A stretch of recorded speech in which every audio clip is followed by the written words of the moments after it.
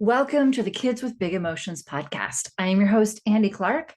This is episode 102, where the tests say one thing about your child, but is it right?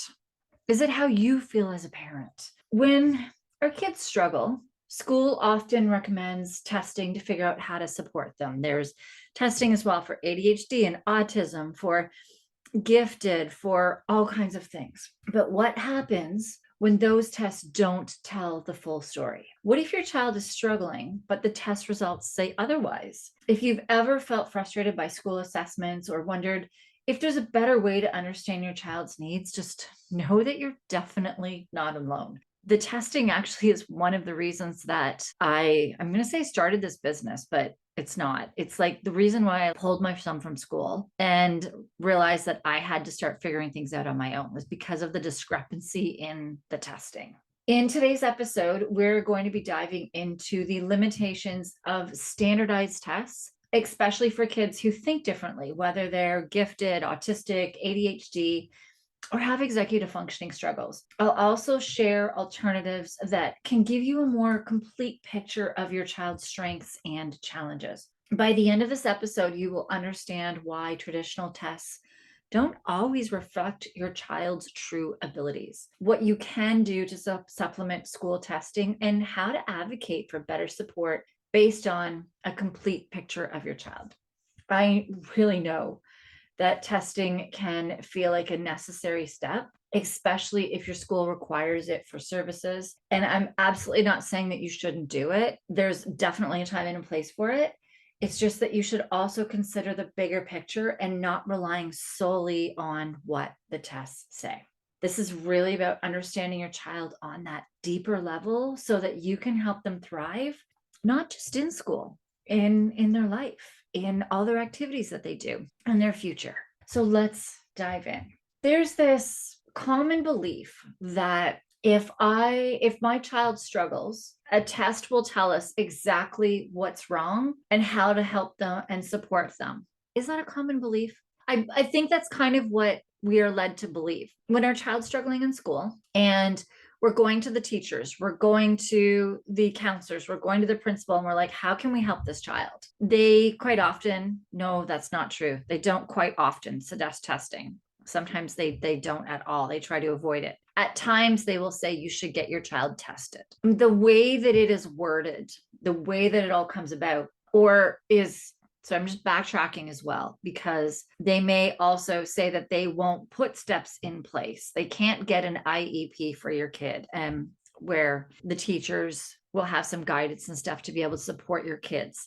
They can't do that without the testing. So it sounds like, hey, this testing is what's going to give you the answers. The thing is that these tests are not designed to captivate every part of how your child learns. These tests measure certain skills in a standardized way, but the real learning and the intelligence, it's far more complex than the standardized way that these tests have to test in order to continue to be standardized. So let's just talk briefly on this standardized testing. Science requires standardization. Tests have to have controlled variables in order to be considered valid. And so the test that the school is giving you, very understandably, it has to be standardized. It has to be consistent for every child. The thing is that kids aren't standardized.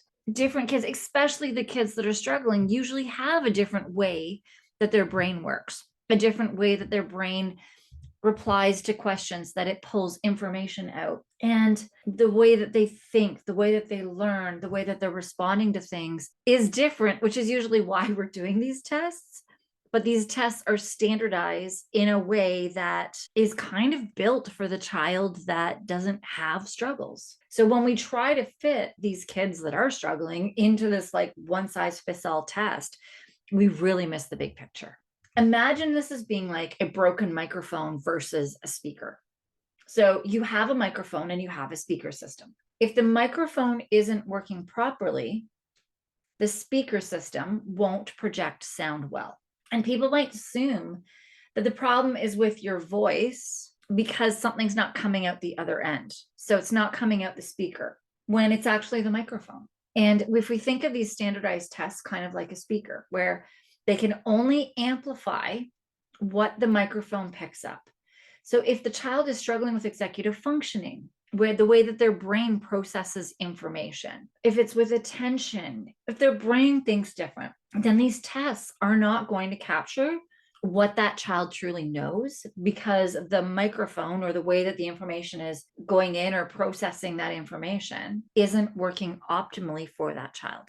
There's different kinds of testing. So if we go into gifted testing only looks at certain types of intelligence. So they look at academic, they don't look at like physical, athletic, they don't look at creative.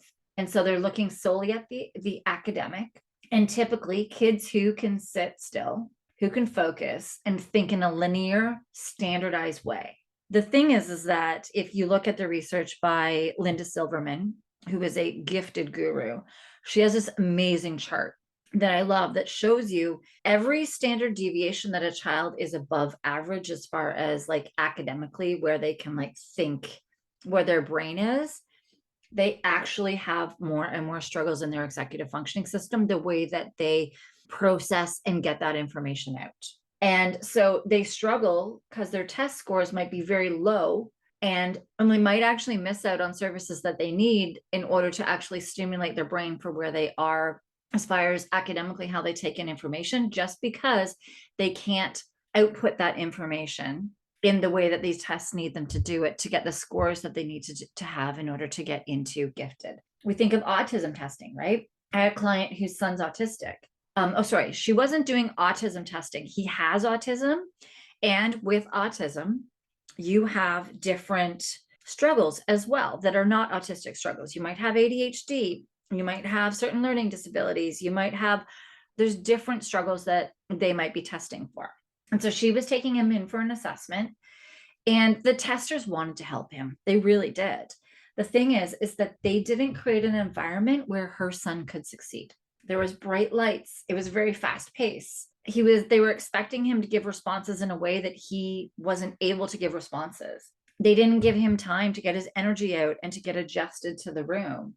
And the way that they were speaking to him as well wasn't in ways that his brain interpreted the information and could output it in the way that they were looking for it to get the quote unquote answers he needed on this test. And because of that, he was diagnosed with having below grade level, that he wasn't at his grade level, that he wasn't meeting I don't want to say the wrong words. That's why I'm stumbling on this. Had, I guess, kind of like a learning disability, and that he was below average in the way that his brain learned. But if you actually talk to his mom, this kid is incredible at math, way ahead of his grade level at math.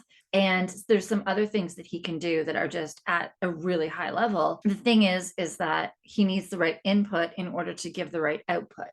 And because he communicates differently, he quote unquote failed this test to capture his true abilities. And so he was, I don't think diagnosed, or he might have been given a diagnosis, I'm not quite sure, as having a learning disability in all subjects, when the mom knows that that's like furthest from the truth. So it's so complicated. Like when we really start breaking these things down as to what are they truly testing and how are they truly testing. And so if we look at the WISC is, oh goodness, I don't know what WISC even stands for. Worcester something, intellectual standard, I don't even know. I'm totally guessing. WISC. The WISC is the most commonly used cognitive assessment in schools. And parents hear about it when their child is struggling or being evaluated for giftedness. And the thing is that, so here's what the WISC is. The WISC is broken down into different categories to assess how a child processes information. So some of the main areas are like their verbal comprehension, working memory, processing speed, visual spatial skills, fluid reasoning. And then what happens is parents get really confused when they get these answers of this WISC, because in some spots, these kids score really high. In some spots, they score really low. I know my son, I don't actually know what category it was. There's one category, he scored 1%. That means that, and this is a percentage based on how you look at it, is like kind of what percent of the population is at that level. And he scored 1%. So only 1% of the population is as low as he is on his abilities to do that, apparently. And then most of the things for him were like 98, 99, a couple of 96s. And you're like, well, how can they be 90s up here? And how can it be like a 1-2%? And that's where it's standardized. And that's where they're not looking at the executive functioning piece or how it works. As well, one thing that really drives me crazy with those testings is the working memory, because you have verbal working memory and nonverbal working memory. And the thing is, I'll actually put those in the show notes for you. Nonverbal working memory. Okay, I'm going to put those 2 episodes in the show notes. So you have 2 parts to your working memory, verbal and nonverbal. And you can have somebody that is very strong in one and very weak in another, and then they're scoring 50, 60%. You may have something too where they're scoring very low in that completely, which would show both of them, but you don't know which one it is. Which one is weaker? Is it weak because of the one is struggling? That they don't dive into that enough to figure out what's going on. That gets really confusing for a lot of parents because they don't understand, well, they're not being taught that those are 2 different, that there's 2 different working memory parts, and they're very separate from one another in how they function. Like a child, they may score in the 99th percentile in verbal comprehension, but then struggle with that working memory or processing speed, that they might be in the 20th percentile. And it's just so confusing. You're sitting here and you're thinking, okay, my child is a brilliant conversationalist, but can't follow directions or complete assignments. And this can be so polar opposite. And that's where we really have to stop, because it makes perfect sense when we're looking at the executive functioning system. But most of these testings that most of these companies do not include executive functioning testing. So just because your child can understand something doesn't mean that they can retrieve or that they can't organize that information effectively in their brain to get it out in the way that these tests need them to get it out. We have that with the WISC. And so with my son, he actually did phenomenal with the WISC. I think it was 99.9% in everything.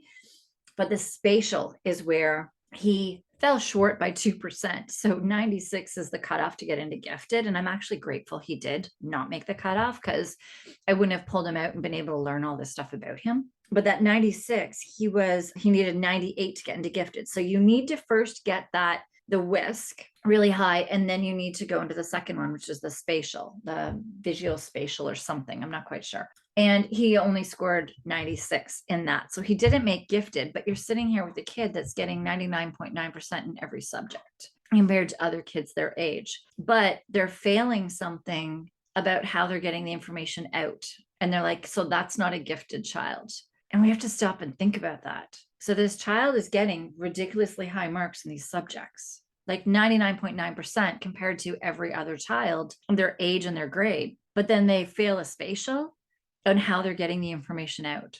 It baffles me that that's where they stopped, and to figure out, okay, why are they so high academically, but why can't they get the information out? And that's the executive functioning system. The spatial testing is how we see patterns, manipulate objects in their mind, and think through complex visual tasks. This is all high level executive functioning skills. If a child does have executive functioning struggles, like they rush through tests too quickly and make mistakes, they may struggle with working memory, where they can't hold the multiple steps in their brain long enough to solve a problem, or they may have, based on how it was presented to them, they may have difficulty with inhibition, which means that they might just blurt out the first answer instead of actually pausing and thinking through the options. There's a lot of other things we could go through as well when it comes to executive functioning, where a child may be struggling and bring down that second mark. If your child scores exceptionally high in verbal comprehension, but low in spatial reasoning or processing speed, schools may not recognize them as gifted because the scores seem inconsistent.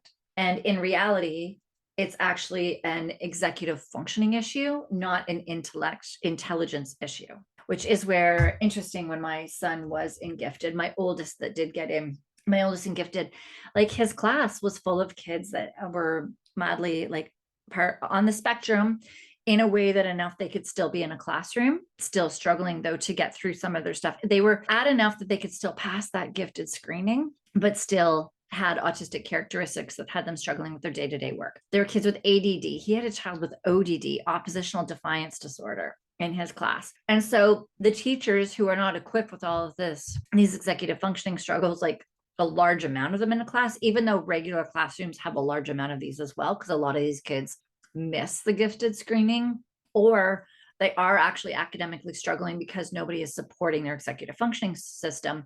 So there are a large number of these kids in the regular stream classes as well. But my son's class was so disruptive. And it was fascinating. This teacher was amazing as to how she kept this class together, but I don't know how they even transitioned from one thing to another. And so what we think sometimes with gifted too is quite different of, hey, my kid is really ahead, so I'm going to do this gifted screening so that my kid can get into this gifted program. And then they find out when they get into the gifted program that the child's still struggling. And quite often it's because they're not struggling with the intelligence part, with the academic part. They're struggling with the how to complete assignments, how to hand in homework, how to pack your bag, how to be focused, how to follow multi-step instructions, how to follow a multiple choice question when you're very black and white in your thinking and none of those answers fit, or some of them fit, but not like, how do you know which one fits well enough? Like I used to trip myself up in multiple choice like crazy. I still do. And I know that's part of my executive functioning brain because of how many factors I see in something, that if they gave me the long form like question of what is this, I could give you the most brilliant explanation of what it is, but I can't answer a multiple choice question to save my life. So we start seeing these differences in these kids, and it's not intellectual, it's executive functioning. So when we're looking at these tests that are standardized for all sorts of things, ADHD is completely an executive functioning struggle. They're actually doing standardized tests that aren't usually taking into account the executive functioning system. So it's kind of fascinating when you start really diving into that. So standardized tests, they do leave this gap in neurodiverse kids. Like, I don't know, what do we think as parents? If my child didn't qualify for gifted or learning support, they must be average. And oh my gosh, this was one reason I left school, was because in the meeting with the class, I kept saying, but he's bored. And he actually tested in grade 3, grade 8 level math, but he struggled to get the answers on paper. And I said, this kid's bored. And the teacher was saying, this kid's almost smarter than me. I don't know what to do with him in class. Like this school goes up to grade 5 and he's above level in most of the subjects, except when it comes to actually like writing down the answers. And she's like, but he didn't get into gifted. I'm like, okay, well, how are we going to help him then? And her answer kept being, well, he didn't get into gifted. I'm like, I understand that. What are you going to do to help him? This is a kid that tested 99.9% in every subject. He's bored. He's having outbursts for many different reasons. One is boredom. How are we going to handle this? Like, it's just so fascinating. And if your child has extreme highs and lows in testing, this isn't average. It's a sign of an uneven skill profile, which is often due to executive functioning struggles, which is what we found out. Him not being able to get the answers on papers wasn't intelligence. It was his executive functioning system that was struggling to find a way to output that information in the way that the school wanted him to output it. If we kind of think of this like a Swiss cheese brain versus a smooth surface. So a child with even skills, like a smooth surface, they process information evenly across different areas. And then we have a child with executive functioning struggles. It looks like Swiss cheese. Big holes are in certain areas like processing speed or working memory, even if other areas like verbal comprehension are high.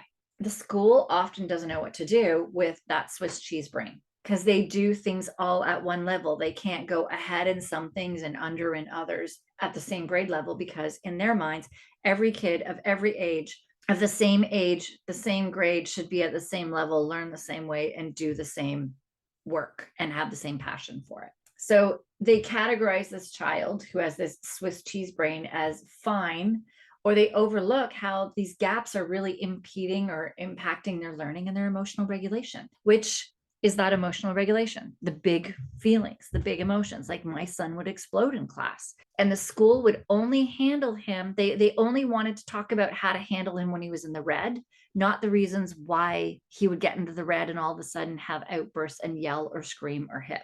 And that always blew my mind. It just blows my mind. And then we can get into preferred versus non-preferred tasks, especially with kids like mine, where in tests, we assume that kids will perform equally in all sections. But when you get a neurodiverse kid, and some of them are awesome, I'm not saying that they're not all awesome, because I think that was the really bad word choice. Some of them are able. That's the word I was looking for. Some of them are perfectly happy, perfectly able to perform equally on all sections of tests, on schoolwork, on everything. They just love to do schoolwork and they're good to go. But there are other kids who score higher when they enjoy the tasks and lower when they don't, where they are like, where it's something that's their preferred, they will dive deep into. And if it's not their preferred, they're like, why do I have to do this? I'm not doing this. And we might have this child that's like engaged during these verbal sections of a test or of an assignment. And then they freeze up on tasks requiring rapid response. This makes these standardized test results so unreliable because you're not understanding the child's full abilities. When you're testing them in a way that freaks that kid out, that isn't their preferred way of testing, your preferred way of answering questions, you're not going to be able to learn what's actually in their brain if you're trying to get the information, see about the information that's in their brain. And schools need standardized data for research allocation and curriculum design. So much is standardized in our school system, and they can't customize tests for each child's strength because then it's not a quote unquote fair test. And this is where it becomes up to us as parents to supplement the information with an out of the box view. So yes, we do this testing, we find these answers, we get, oh yeah, working memory or processing speed or whatever it is, super low. Okay, that's great information for this test. Now let's dive into, let's find out what parts of their executive functioning system are affecting that. And how are they affecting it and why are they affecting it, so that we know how to support the child then, because that test is not going to tell you how to support the child. They're going to start giving us some really cool data, but that's it. And parents often feel so blindsided when their child's test results, they don't align with what you see at home. And kids can feel like they've failed when they don't perform well on a test that was not designed for their unique brain. You start feeling like a failure, you start feeling like you're not good enough. You start feeling like you just start fearing tests. Tests become trauma for you when they are not given to that child in a way that their brain thrives in order to give you the information. So what are we going to do about it? So how do we supplement this standardized testing?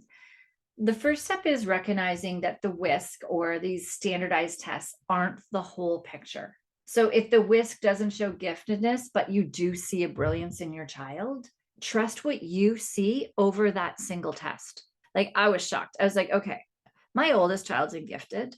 My younger child is way beyond him. Academically, the stuff this kid can do in his brain just blows us away. That I was like, how could he have not passed gifted when his brother passed gifted, right? You as a parent know. You know when your child is ahead in a lot of things, and you know when you can see it. So trust what you see over what a single test says. Same thing with my friend.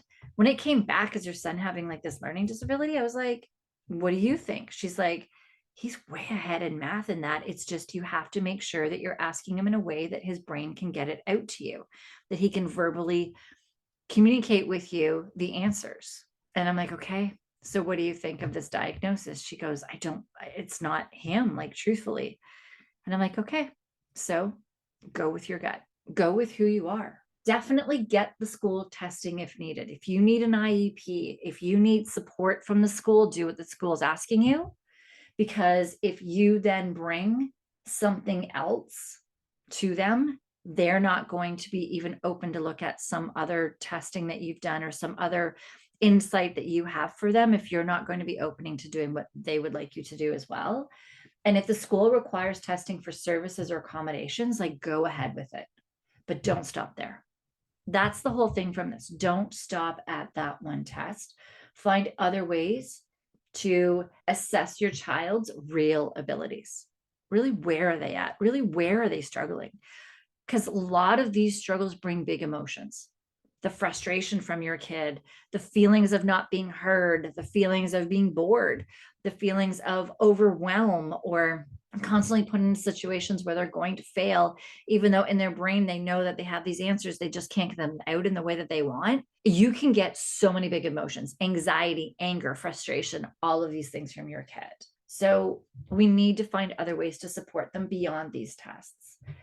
And seek an executive functioning assessment. So find a professional Saying this though, like somebody who understands executive functioning, not just academics. There are some out there. There's a couple of resources. So I have some, which I'll go over in a second. The other one though is Seeds of Learning, Tara Sumpner.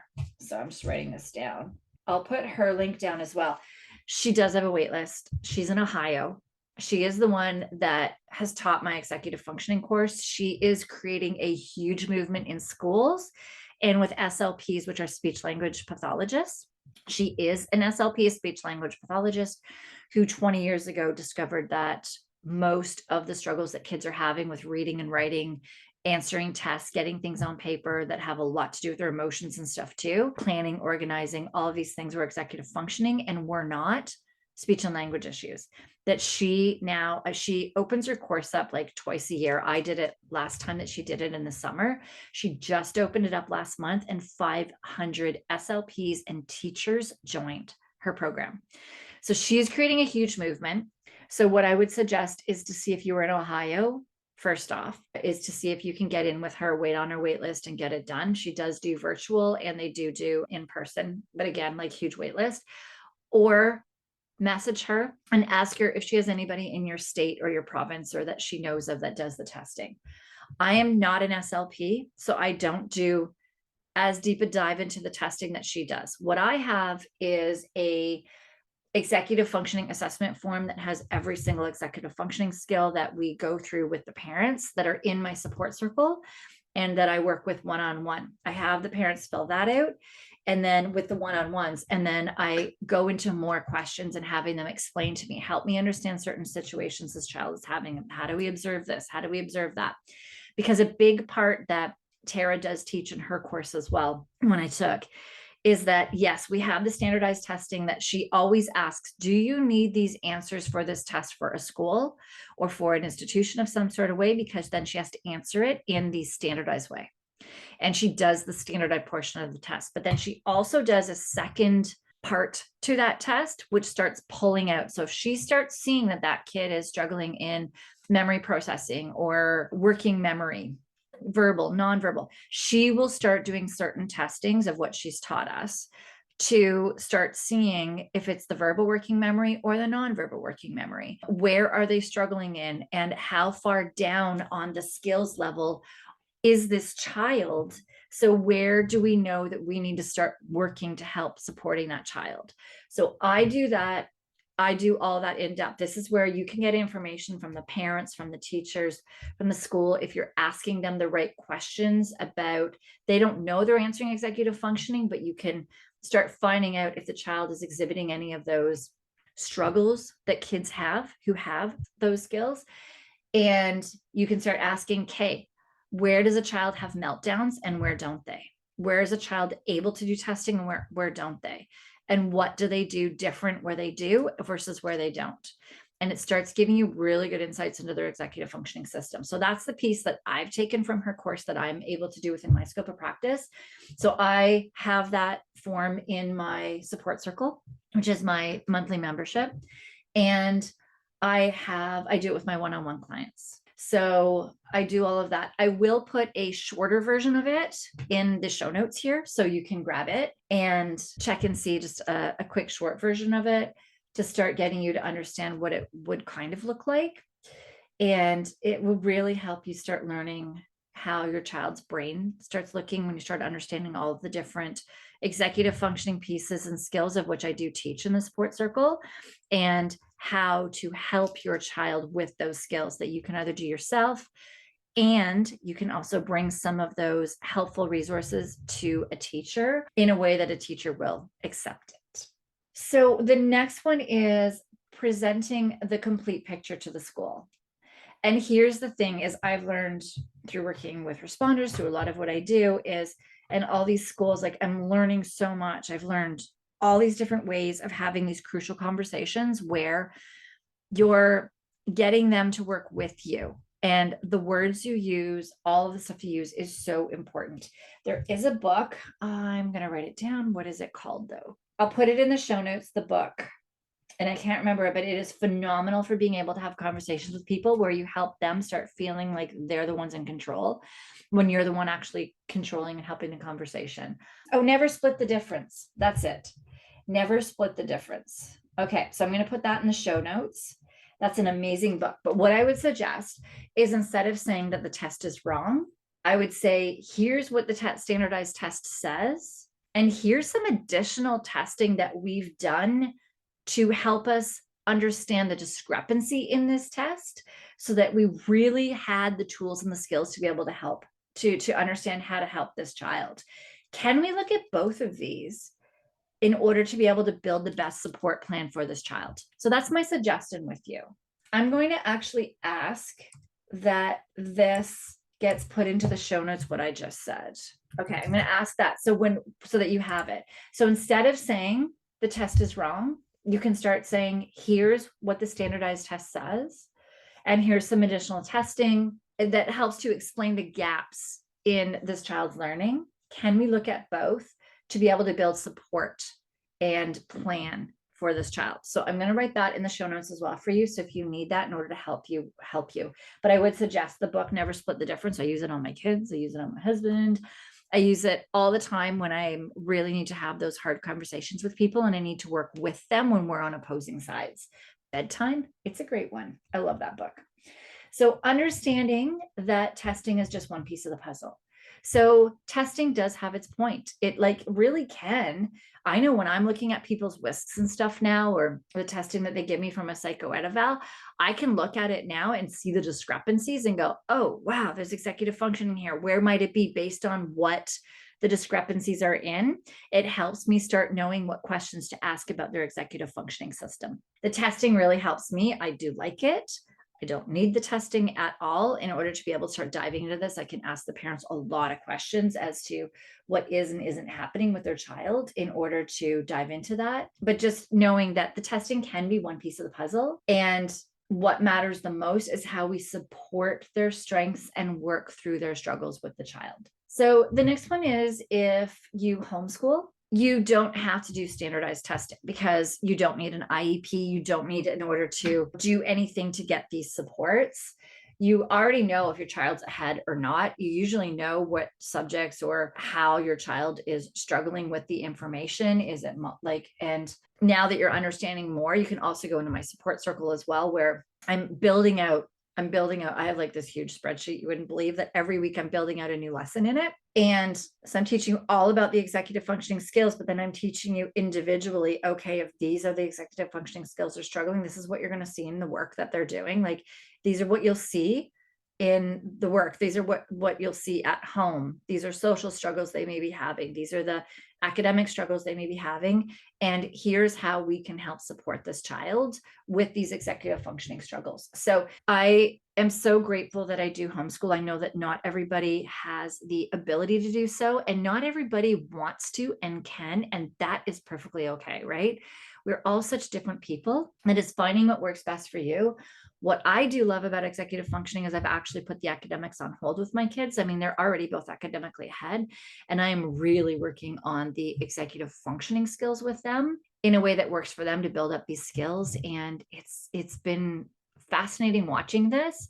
At the same time, it's been really hard for me mentally I get in these ruts sometimes where I'm like, but I'm not focusing on the academic. Is this wrong? Or you'll get questioned by other people about what are they doing academic wise? And I'm like, oh, we're working on EF skills, which they are doing academic stuff. We're just not going at the same pace that they would be in school, because I've broken it down into such small steps and pieces, because executive functioning is my focus piece with it and not the academic. And that's stuff that I can teach you how to do in the support circle for sure.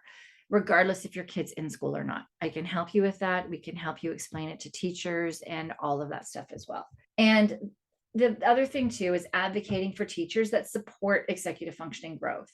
So instead of forcing a child to fit the test, sometimes we do have to push the schools to adapt learning strategies based on executive functioning needs. And there's times in Facebook groups where parents will come in and they were like, I feel so bad.